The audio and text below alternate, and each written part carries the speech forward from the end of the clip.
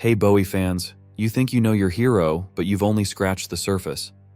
We're about to dive deep into the troubled mind of a genius, exposing the raw truth behind the glam rock facade. This isn't the Bowie story you're expecting, it's the one he never wanted told. In his final days, Bowie was hiding a dark secret. As he lay in his New York apartment, the man who had lived 1,000 lives was preparing for his last act. But this wasn't just about his battle with cancer. It was the culmination of a lifelong struggle between the dazzling star we all knew and the tormented soul behind the mask. From his earliest days as David Jones to his final breaths as the legendary Ziggy Stardust, Bowie's life was a constant war. On one side, the ever-changing rock god who ruled the charts. On the other, a man haunted by fears of madness and addiction. Today, we're going to uncover the shocking truth about Bowie's troubled childhood, his battles with mental health, and the heavy price he paid for his fame. Get ready for a journey through the dark side of stardom, a childhood marked by fear. Long before he became Ziggy Stardust, young David Jones was just a boy from Brixton, living under the shadow of a family curse. What childhood trauma left a permanent mark on Bowie, both physically and emotionally? Growing up in post-war London, David Bowie's early years were far from the glittering world of rock stardom he'd later inhabit. Born David Robert Jones in 1947, Bowie's childhood was marked by a dark family secret that would haunt him for the rest of his life. Bowie's mother, Peggy Jones, came from a family plagued by mental illness. Schizophrenia was described as a family curse that loomed over their lives like a storm cloud. This wasn't just a distant worry, it hit close to home for young David. His half-brother, Terry Burns, struggled with severe mental health issues throughout his life. Terry wasn't just a family member dealing with illness. He was a major influence on Bowie, introducing him to the worlds of jazz and beat poetry that would later shape his musical style. But watching his brother's battles with his mind left a deep impression on Bowie. He often wondered if he too would fall victim to the family curse. This fear of inherited madness became a driving force in Bowie's life and art. Some experts think it might explain why he created so many different personas throughout his career. Was each new character a way of escaping the self he feared might one day betray him? But mental health wasn't the only childhood trauma that left its mark on Bowie. When he was just 15, a fight with a friend over a girl changed his appearance forever. George Underwood, in a moment of jealous anger, punched Bowie in the eye. The injury was severe, leaving Bowie's left pupil permanently dilated. This incident, painful as it was, ended up contributing to Bowie's iconic look. The mismatched eyes became part of his mystique, adding to the otherworldly aura he cultivated throughout his career. It's a strange twist of fate. A schoolyard scuffle helped create one of rock's most recognizable faces. Bowie's childhood wasn't all darkness and trauma, though. He was described as a gifted and determined child, but also as a bit of a troublemaker. This mix of talent and rebellion hinted at the complex artist he would become. Even as a young boy, David Jones contained multitudes. These early experiences set the stage for Bowie's lifelong struggle with identity. The fear of mental illness, the physical mark left by a teenage fight, the early exposure to art and music. All these elements combined to create a man who was never content to be just one thing. Bowie's constant reinvention wasn't just an artistic choice. It was a survival strategy, a way of outrunning his fears and becoming someone new before the darkness could catch up. The many faces of David Bowie. Why did David Bowie feel the need to constantly reinvent himself? The answer might surprise you. Bowie's many faces weren't just for show. They were a complex tapestry of art and survival, woven from the threads of his deepest fears and desires. Let's take a closer look at Bowie's most famous personas. In 1972, Ziggy Stardust burst onto the scene, a flamboyant alien rock star with fiery hair and outrageous costumes. Ziggy wasn't just a character, he was Bowie's shield against the world, a way to express parts of himself he felt he couldn't show as David Jones. Ziggy challenged everything society thought it knew about rock stars. He was androgynous, alien, and absolutely electrifying. But he was more than just a great act. Ziggy allowed Bowie to explore his own identity in ways that were groundbreaking for the time. Speaking of pushing boundaries, did you know that Bowie made some bold declarations about his sexuality during this era? In 1972, he publicly came out as gay. Just a few years later, in 1976, he changed course and declared himself bisexual. These statements were shocking for the time and helped pave the way for greater acceptance of LGBTQ+ identities in popular culture. But Ziggy was just the beginning. As the 70s rolled on, Bowie kept changing. Each new persona seemed to reflect a different aspect of his psyche. There was the elegant, troubled Aladdin Sane, the chilly soul man of Young Americans, and the controversial Thin White Duke. The Thin White Duke, in particular, shows the dark side of Bowie's transformations. This character, with his slick suits and cold demeanor, emerged during a period when Bowie was struggling with severe cocaine addiction. The Duke's fascist-leaning statements and skeletal appearance were signs of an artist losing control. Fun fact, Bowie later said he had almost no memory of recording his 1976 album Station to Station because of his drug use. The Thin White Duke wasn't just a character, he was a cry for help from a man drowning in his own excesses. But why did Bowie feel the need to keep changing? Some experts think his constant reinvention was a way of coping with his fear of mental illness. Remember the family curse of schizophrenia we talked about earlier? By creating new personas, Bowie could escape the self he feared might one day betray him.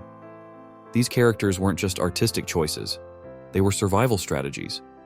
Each new identity allowed Bowie to explore different parts of himself without fully committing to any one version. It was a way of staying one step ahead of his own demons. Bowie's approach to identity was revolutionary for its time. He showed that gender, sexuality, and personality weren't fixed things, but fluid concepts that could be played with and explored. This idea had a huge impact on popular culture, inspiring countless artists to embrace their own complexity. But there was a cost to all this shape-shifting. Bowie often struggled to separate his real self from the characters he created. In interviews, he sometimes seemed unsure of who he really was beneath all the masks. The line between David Jones and David Bowie became increasingly blurry. Cocaine and paranoia, the dark side of fame. As Bowie's personas multiplied, so did his demons. What dark force was really pulling the strings behind his dazzling transformations? The answer lies in a shocking cocktail of drugs, paranoia, and a diet that defied belief. At the height of his addiction, Bowie was surviving on a diet of peppers, milk, and cocaine. This wasn't just rock star excess. It was a dangerous spiral that threatened to destroy one of music's brightest stars. The 1970s saw Bowie's cocaine use spiral out of control. As his fame grew, so did his appetite for the drug. It wasn't just affecting his health, it was warping his mind. Bowie started experiencing severe paranoia and emotional instability. His performances became unpredictable, and his personal life was in chaos. The creation of the Thin White Duke persona was a direct result of Bowie's deteriorating mental state. This character, with his icy demeanor and fascist leanings, was a far cry from the colorful Ziggy Stardust. The Duke was Bowie at his darkest, a reflection of the artist's inner turmoil. Speaking of the Thin White Duke, did you know that Bowie later claimed he had almost no memory of recording the album Station to Station? That's how deep into addiction he was. His guitarist, Carlos Alomar, noted that while cocaine helped Bowie stay alert and maintain creativity, it also caused him to forget lyrics during shows. Bowie's drug-induced paranoia led him to make some truly shocking statements. He started flirting with fascist imagery and ideas, a move that horrified many of his fans. In interviews, he talked about Hitler being the first rock star and made other controversial comments that he would later deeply regret. But it wasn't just Bowie's public image that was suffering. His physical health was in serious decline. The once vibrant performer was now rail-thin, his skin a sickly pale. Friends and colleagues were starting to worry that Bowie might not survive his own excesses. During the making of The Man Who Fell to Earth in 1975, Bowie's mental state reached a breaking point. He later described experiencing terrifying hallucinations, claiming to see demons of the future on the battleground of one's emotional plane. This wasn't artistic metaphor. It was a cry for help from a man losing touch with reality. As the 1970s wore on, it became clear that something had to change.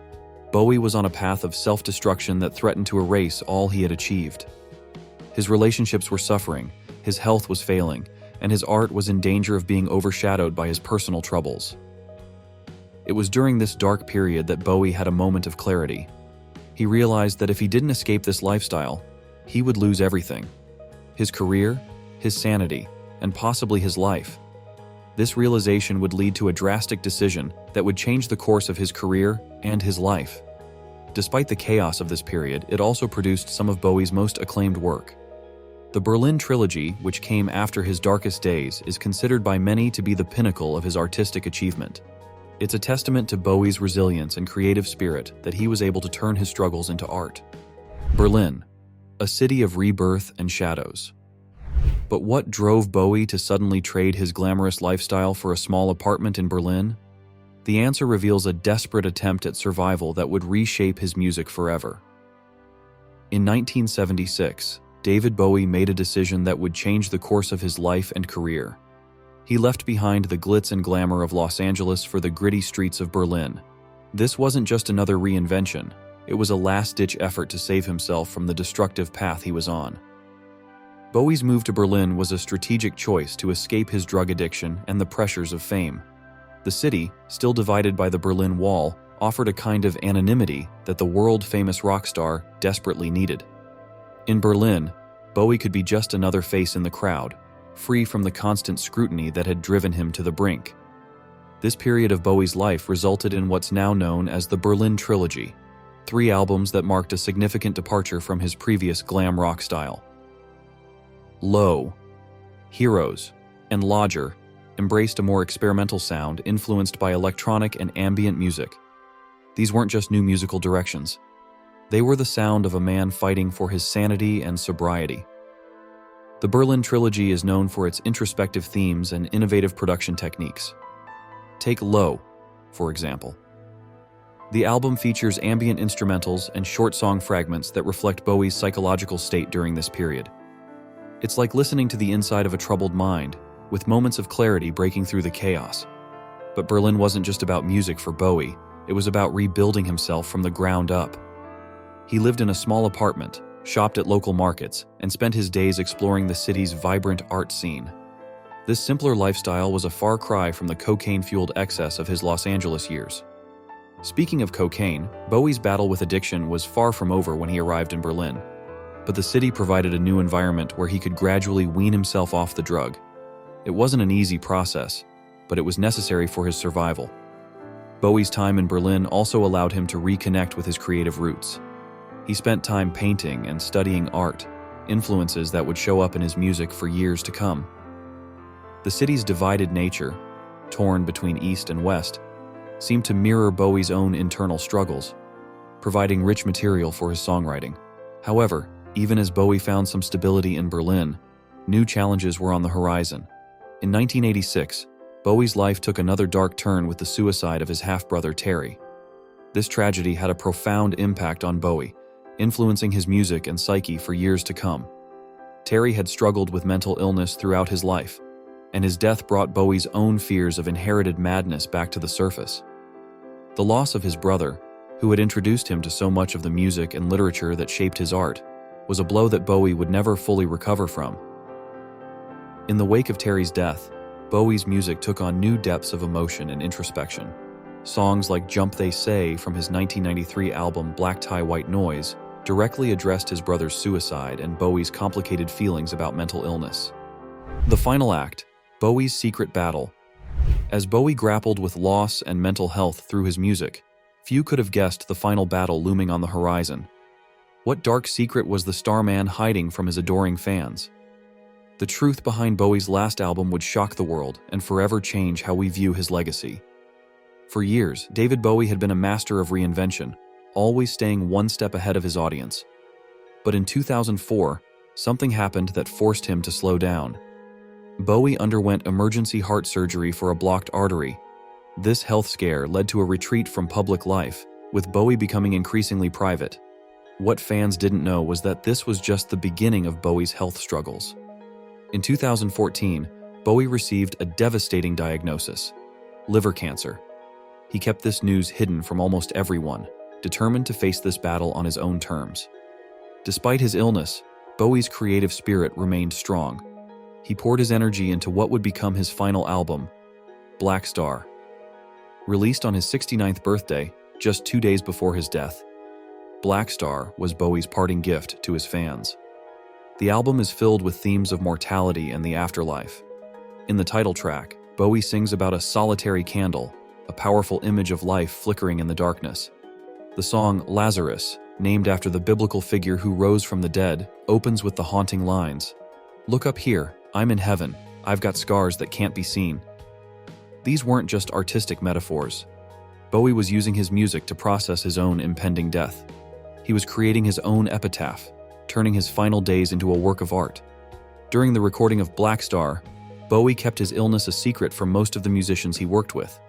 He had lost his hair due to chemotherapy, but he hid this fact. Tony Visconti, Bowie's longtime producer, later revealed, "He made Black Star for us, his parting gift." Bowie's health declined rapidly after he learned that his cancer treatment was being stopped. This coincided with the filming of the music video for Lazarus, which shows Bowie in a hospital bed, his eyes covered with bandages. The video, released just days before his death, now seems like a clear message about his condition. Bowie made his last public appearance on December 7, 2015, at the opening night of his musical Lazarus in New York. Although he appeared frail, he still engaged with the audience, showing the same charisma that had made him a star. On January 10, 2016, just 2 days after his 69th birthday and the release of Black Star, David Bowie passed away. The news shocked fans and the music community. Many had no idea he had been ill. His family requested privacy during their time of grief, honoring Bowie's wish to depart from this world as privately as he had lived his final years. In his typical style, Bowie had managed to surprise everyone one last time. He had turned his own death into a piece of performance art, leaving behind an album that gained new meaning in light of his passing. Black Star became not just a collection of songs, but a deliberate final statement from an artist who had always used his work to explore the big questions of life and death. Even in death, Bowie maintained the mystery that had surrounded him throughout his life. His ashes were scattered in a Buddhist ceremony in Bali, reflecting his personal beliefs and his desire for privacy. This final act was a fitting end for a man who had spent his life exploring different identities and philosophies. Legacy of a Starman. As the world mourned, Bowie's music found new life. His albums climbed the charts at an astonishing rate, but this resurgence came with a bitter realization. Did fans truly understand the torment behind the art they now embraced? In the week following Bowie's death, something extraordinary happened. 19 of his albums and 13 singles suddenly appeared in the top 100 charts in both the UK and US. This wasn't just a fleeting moment of nostalgia. It was as if Bowie had orchestrated one final grand performance from beyond the grave. But what drove this sudden surge in popularity? Was it simply the shock of losing an icon, or was there something deeper at play? As fans rediscovered Bowie's music, many began to hear his lyrics in a new light. Songs that once seemed like clever wordplay now revealed themselves as cries for help, explorations of identity, and battles with personal demons. Bowie's impact went far beyond just music. He was a trailblazer in fashion and a champion for LGBTQ+ rights. In the 1970s, when being openly queer was still taboo, Bowie boldly declared his bisexuality. This wasn't just a publicity stunt. It was a lifeline for many fans who felt isolated and misunderstood. Speaking of Bowie's personas, they weren't just costumes. Characters like Ziggy Stardust allowed fans to explore their own identities in ways they never thought possible. Bowie showed that it was okay to be different, to be fluid, to be whoever you wanted to be. In doing so, he paved the way for greater acceptance of nonconformity in society. But Bowie's journey wasn't always a smooth one. His constant reinvention came at a cost. Each new persona was born from personal struggle, a way of coping with his fears and insecurities. The glitter and glamour often hid a man wrestling with addiction, mental health concerns, and a deep-seated fear of following in his family's troubled footsteps. In a way, Bowie's personal battles made his art more powerful and relatable. When he sang about feeling like an alien or being afraid of going mad, it wasn't just artistic metaphor. It was real, raw emotion drawn from his own experiences. This authenticity resonated with fans on a deep level, even if they didn't always realize the pain behind the performance.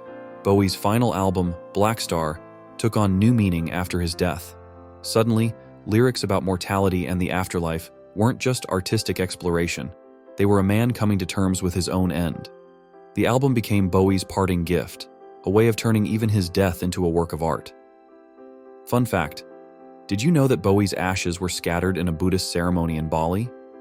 This final act reflected his lifelong spiritual journey and his connection to Buddhism, which he embraced later in life. Even in death, Bowie managed to surprise us, choosing a peaceful, private end, far removed from his public persona. In the years since his passing, Bowie's influence has only grown stronger. The traveling exhibition David Bowie Is attracted millions of visitors worldwide, showcasing his impact on music, fashion, and culture. It's a testament to how deeply Bowie's art touched people's lives and how his legacy continues to inspire new generations.